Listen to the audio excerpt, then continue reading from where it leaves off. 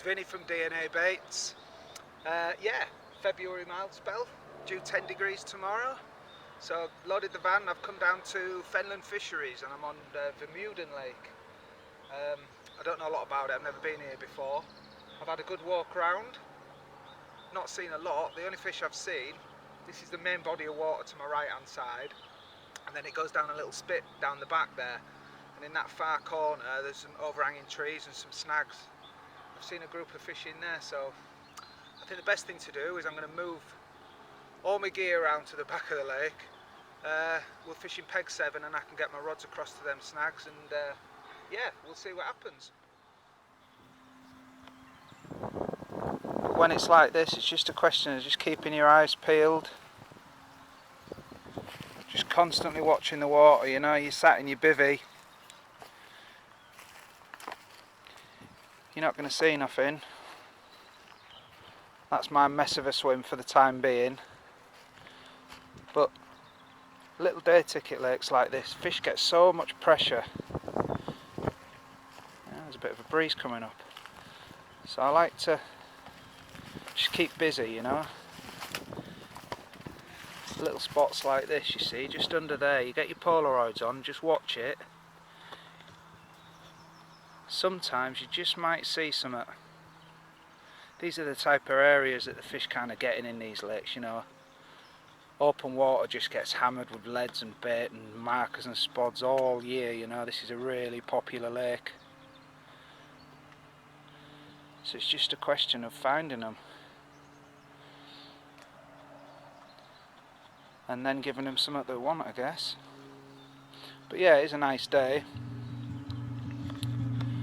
Just gonna keep busy.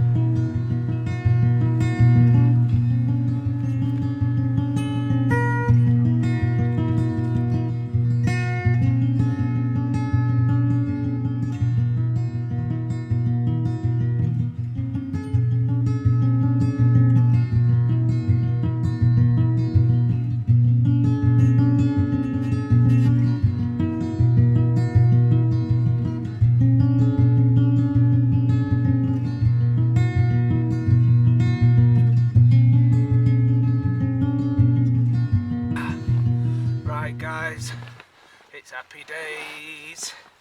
We got one. Excellent. Yeah, it's the long rod across to the snags where I've seen them fish this afternoon. Yeah, I just put a milky malt pop up on a Ronnie rig, just tight to the snags, and yeah, single bleep, line went tight.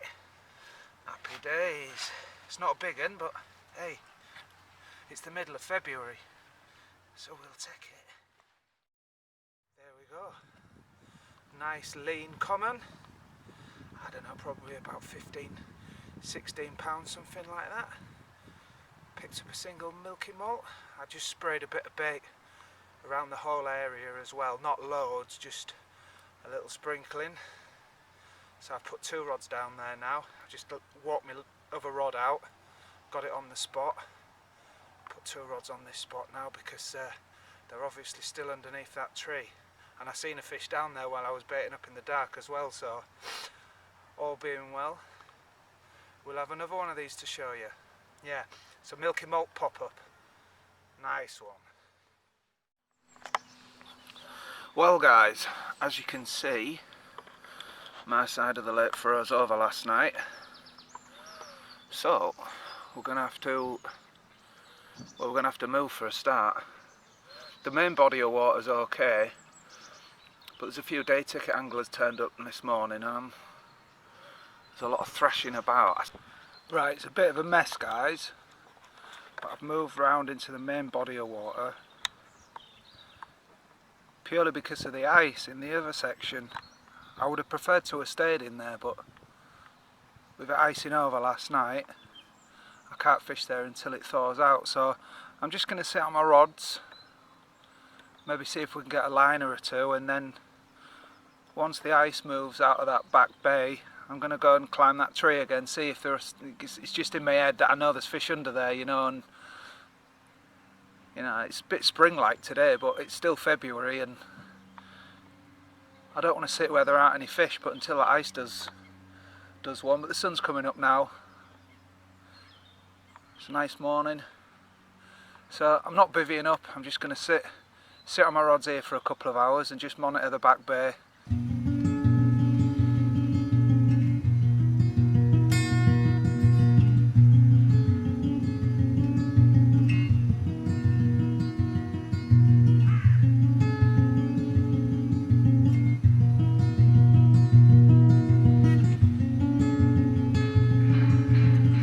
The best thing about steaming hook-links is that you get a cup of coffee out of it.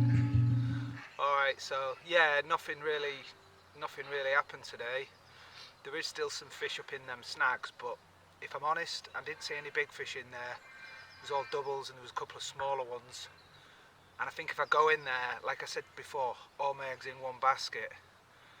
And I think I made the right decision because I've just seen two fish roll out in front of me here. So I'm in the main body of water. I've seen one fish literally over my left hand rod, and that rod's linered, and then I've seen another fish maybe about 60 yards, so a little bit further out than I'm fishing. But it's been warm today, it's been 10 degrees today, and even though I've only been here like what 24 hours, I can tell the difference. That's the first bit of activity I've seen. There's, you know, odd bubbles, bits of fizzing, just a little bit more activity. So, and liners as well, which is always a positive thing. So okay, I tied a couple of fresh rigs up for the night. Just a little curve hook with a bit of shrink tube on, all steamed nice and flat. So what I'm going to use is, that's a 12mm milky malt pop-up, and I'm just going to tip it with some maggots. This is kind of like my standard winter rig, which I've been using this for years really, to be fair, whether I use fake corn or a little pop-up or whatever I choose to use. So yeah, just thread some maggots onto a bit of it's just £10 zig line is that, and your maggots then become your hair stop. So yeah, just going to tie them on.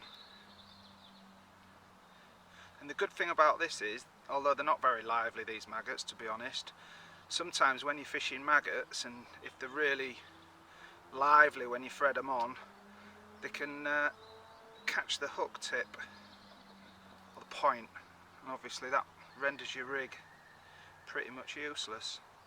So if you put a bait of some structure on before you thread your maggots on, we've got a little bit of buoyancy there, we've got the attraction of the bait itself, and if they're picking the maggots out the bag, which is what I find they do in the winter anyway, if you put a mix out, generally it's the maggots that they're sifting through for, you've got a bit best of both worlds on the hook. So there you go. That's my winter rig, and I've been using that for years and it's never let me down. So right, I'm almost ready. Okay, so I'm just going to finish this rig off. I'm just going to show you what I do. So a little piece of rig foam just to protect the hook point. I don't need to do that if I'm fishing boilies, but when I'm fishing a bag mix with all sorts of bits in it, sometimes when the bag hits the water, you can get a maggot or something, or a piece of corn just go over your hook point. So just to stop that happening, just a little piece of rig foam, and we're going to knock a bag together. So I've got a mixture in here. I've got all sorts of stuff going on here. We've got maggots, a little bit of corn, we've got S7 pellet, S7 stick mix, and some crushed up S7 boilies. Okay, so what I do is, round about half a bag. Okay, and then I use some of our beta stim liquid. Because I've got like crumb and pellet and all sorts in there,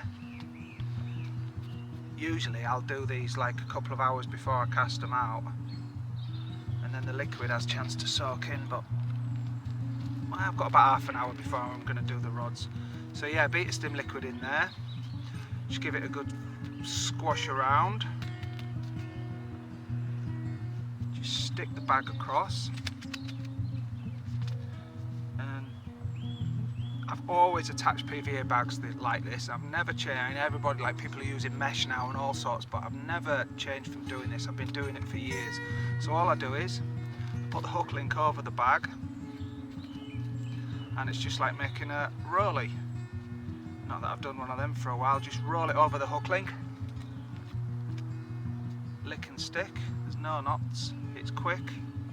It's not the neatest, but we're only fishing 30 yards. Obviously, if I was fishing big distances and I wanted to use bags, I'd do it slightly different to this, but for short range work, that's how I do it. So there's no way that any of the maggots in there can slide as it hits the water and hit the hook point, and it's impossible for that to tangle because the weight of the bag always takes it over. So there we go.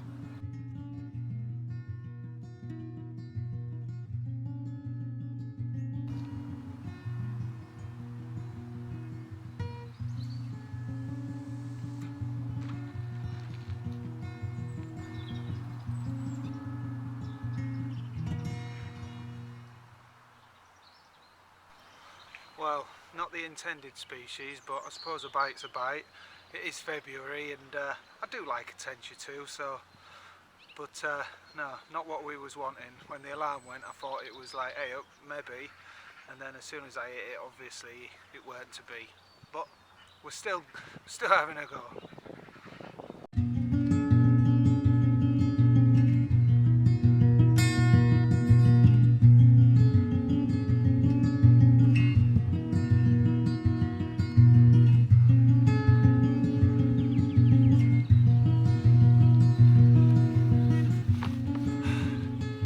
Right, 6 tench in a bream.